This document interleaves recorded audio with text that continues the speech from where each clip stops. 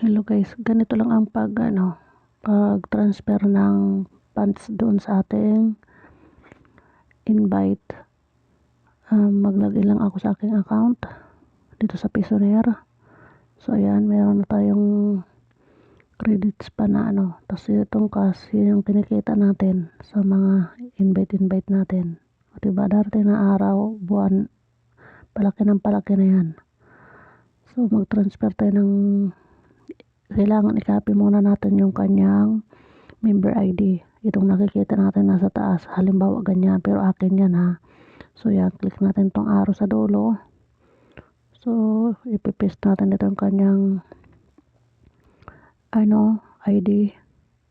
Lagyan natin ng 180 credits. Kailangan mayroon kang funds dun sa iyong, may credits po kayo na balance. Proceed lang. Maglagay tayo ng password natin. So ayan, may i-transfer na natin. So ayan, successfully na.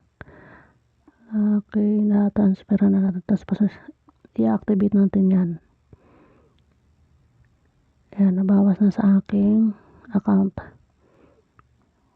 Lahat tayo, pwede tayo kahit member lang tayo, pwede tayo mag-ipon ng credits para kung may mga invites tayo, tatransfer na lang natin sila ng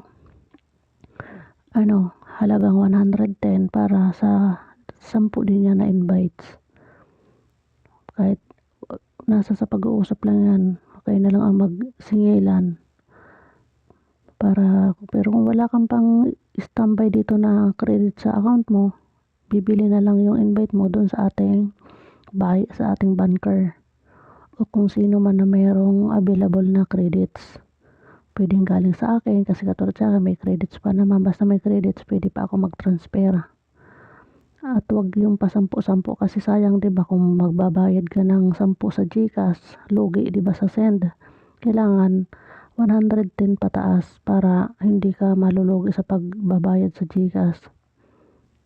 Kasi kung 10 piso ma-transfer ka sa GCash tapos sa account mo pa lang naman yun ma-activate, diba?